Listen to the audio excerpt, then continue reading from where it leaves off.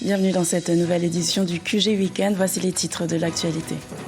En Ouganda, le président réélu Yoweri Museveni a été investi ce jeudi 12 mai à Kampala. Lors de son discours d'investiture, le chef de l'État ougandais a violemment critiqué la Cour pénale internationale et les pays occidentaux.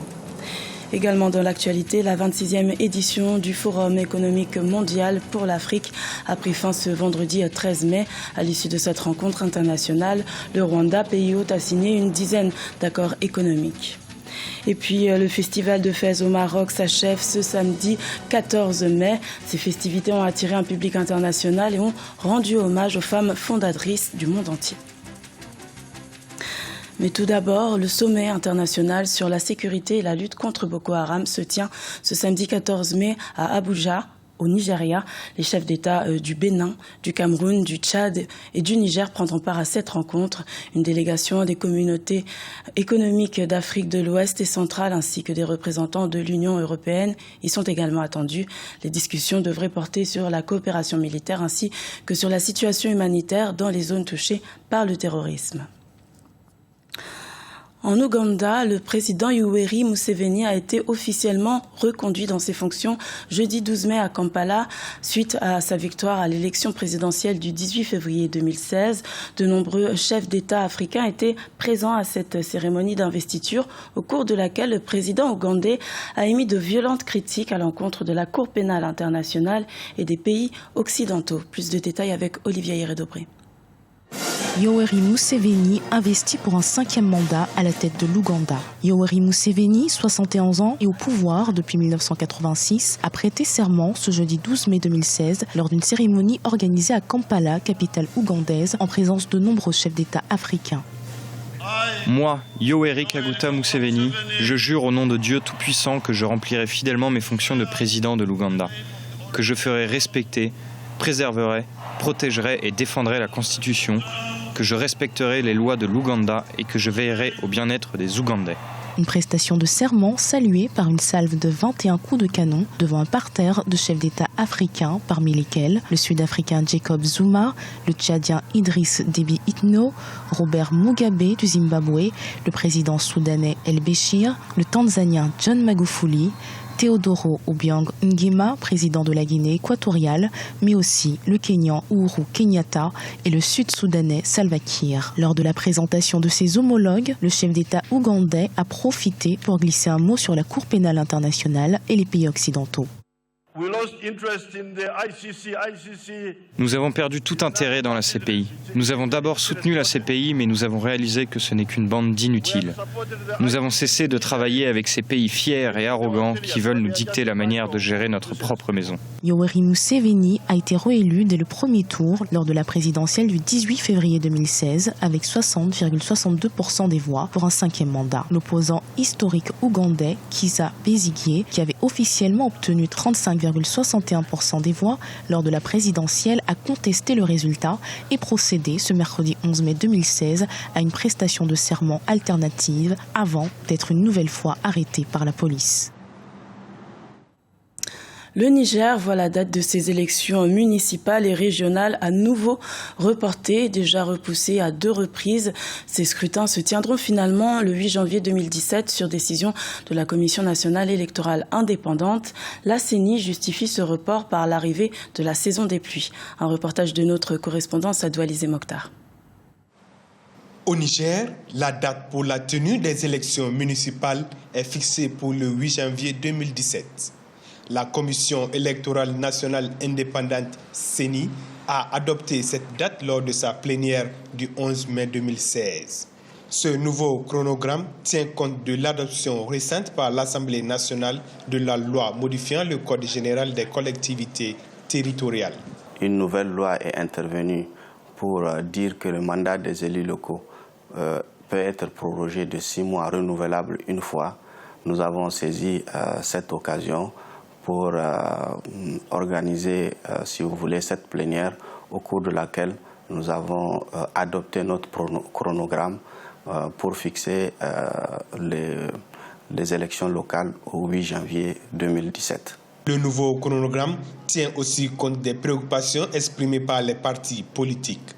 Ceux-ci ont souhaité disposer des délais nécessaires pour la préparation des dossiers de candidature. Après la tenue des élections présidentielles et législatives, le prochain défi de la CENI est l'organisation des élections locales, à l'issue desquelles les citoyens éliront leurs conseils municipaux et régionaux. Ce chronogramme a été adopté par consensus, comme l'a toujours été les décisions de la CENI. C'est des élections un peu plus complexes.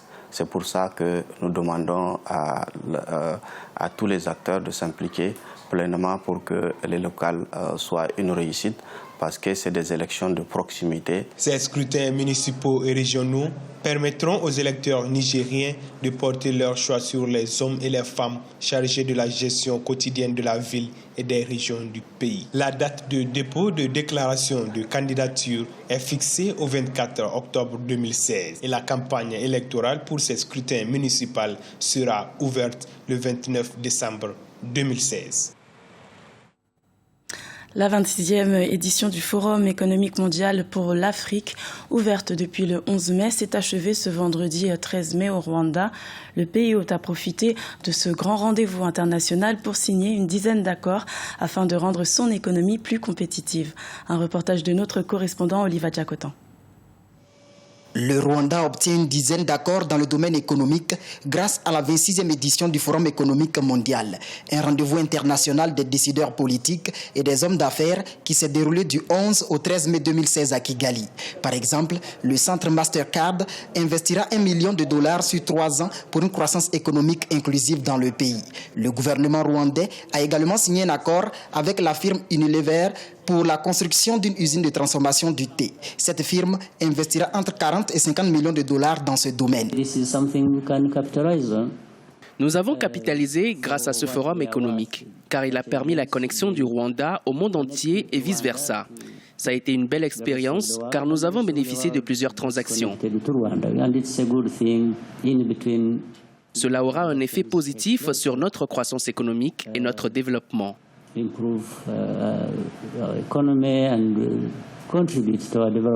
Le pays des 1000 collines recevra en juillet 2016 le sommet de l'Union africaine. C'est la première fois que le Rwanda accueillera un sommet de l'UA depuis l'indépendance en 1962. Nous sommes contents de recevoir le sommet de l'Union africaine. Nous conjuguerons nos efforts, nous donnerons le meilleur de nous-mêmes pour être à la hauteur. Et je suis convaincu que nous continuerons de travailler avec la Commission de l'Union africaine, car elle joue un rôle important.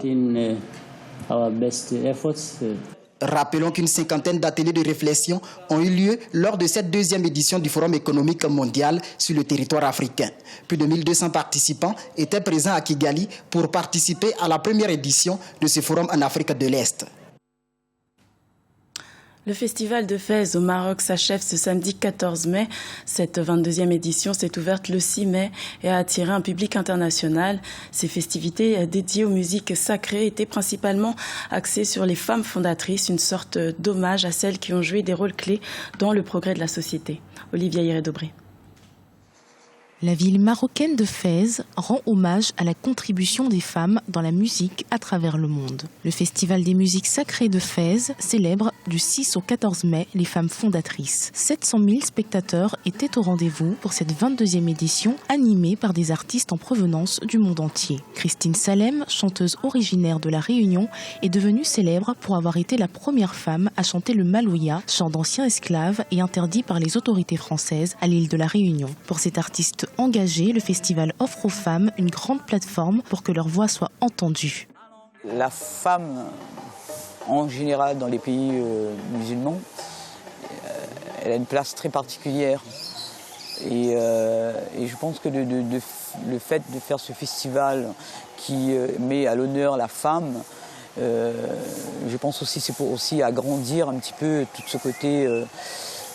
Voilà, pour avoir un peu plus de tolérance. Une autre artiste africaine a été primée cette année au Festival des musiques sacrées de Fès, chanteuse malienne. Il s'agit d'Oumou Sankaré.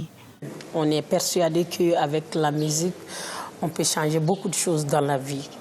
Et la musique est plus facile, c'est plus facile de changer la mentalité des gens avec la musique qu'avec l'arme, qu'avec avec la guerre.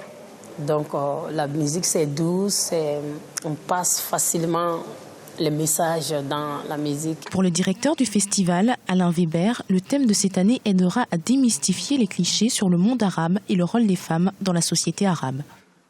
Le musicien procure du plaisir, il procure l'extase, l'émotion, et c'est quelque chose qui fait toujours peur à la société quand même. Donc on a tendance un peu à reléguer. Donc les cas de figure sont très différents, mais en tous les cas, ce qu'on essaye de montrer dans ce programme, c'est précisément ce rôle que la femme occupait ou occupe encore aujourd'hui dans le monde sacré, aussi bien Europe, Amérique latine, Afrique ou bien Orient.